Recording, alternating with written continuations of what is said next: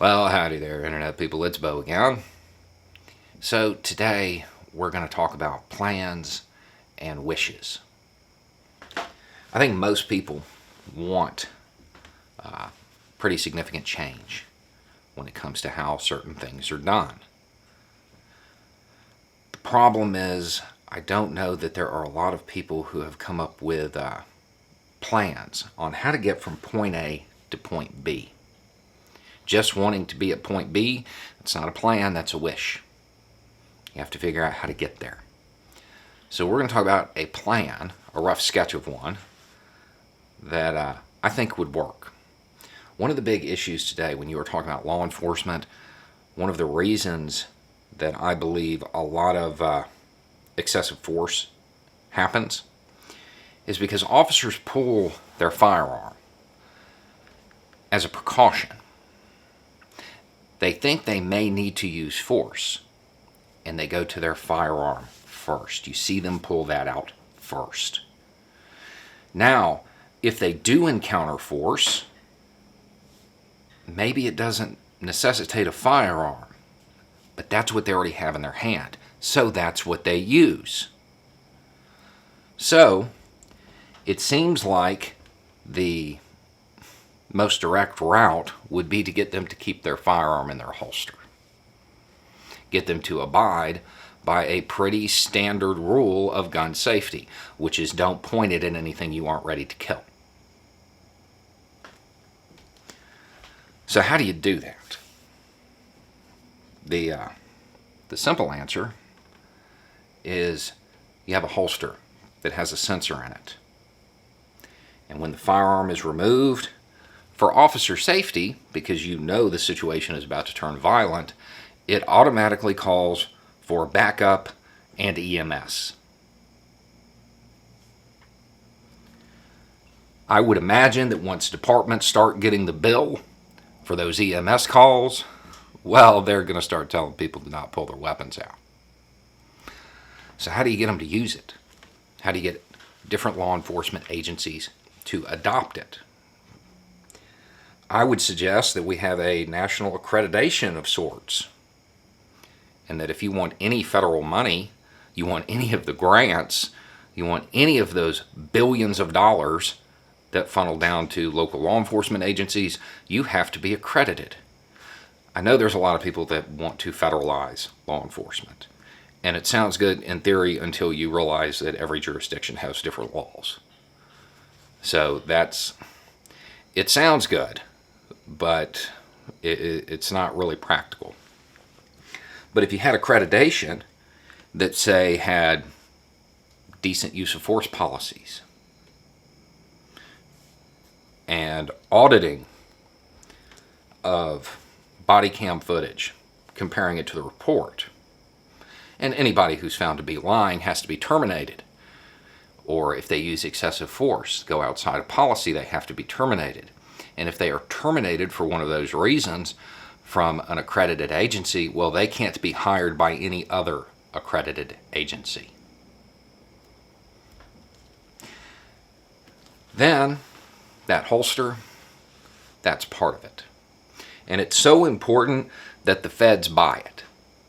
The federal government pays for the holsters. Why? Mainly because, well, my reason, anyway, is that if it is federal property, I'm going to suggest you don't disable it. You don't modify it. You don't destroy federal government property. That's a really bad idea. If it belongs to the feds and they have to fill out a report every time they pull it out, well, that form would be a federal form. I'm going to suggest they don't lie on that. And if there's auditing done of the report versus the body cam footage, it should encourage officers to go to their taser or pepper spray first as the precaution in their non-dominant hand, so they can still pull their firearm if they need to. But in most situations, they won't. A lot of the incidents that are occurring because they already have their gun in their hand. So we need to keep it in the holster. This will reduce law enforcement's reliance on lethal force. That's a good thing. Now, I know there are people who believe that abolition is the only solution. And for those who don't know, most people, when they say abolition, that doesn't mean that there's no longer public safety. It means that a different system has been put in place of the one that currently exists. There are a few that actually mean there is no public safety, but that's not most of the people who say that. They want an entirely different system, one that isn't so reliant on violence. A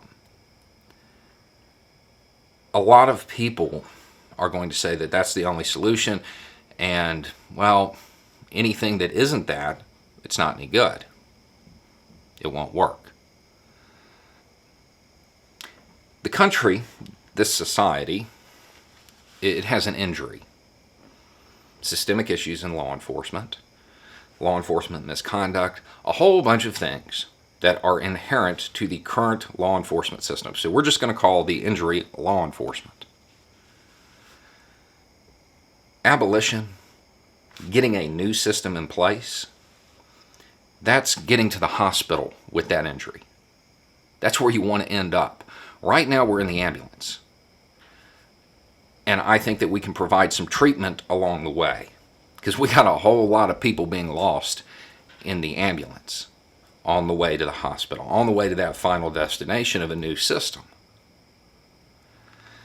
The idea of discounting anything that isn't abolition now, I don't know that that's helpful, because we literally just had a situation in which somebody was murdered in broad daylight, on the street, in front of witnesses, on camera, and half the country is mad that the officer was held accountable.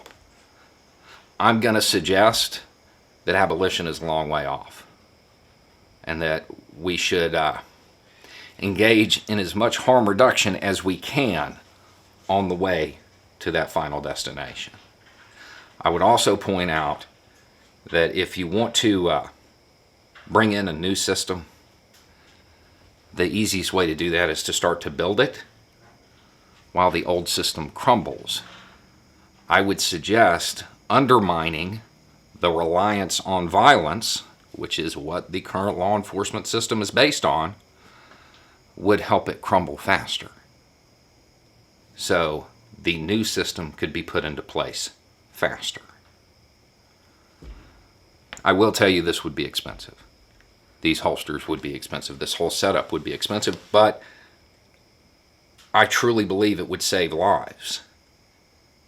Nobody wants to fill out the report, and nobody wants to be responsible for the bill of the EMS. And nobody's going to want to deal with the penalties of lying on a federal form. If agencies are responsible for paying for the EMS calls, or they stand to lose money,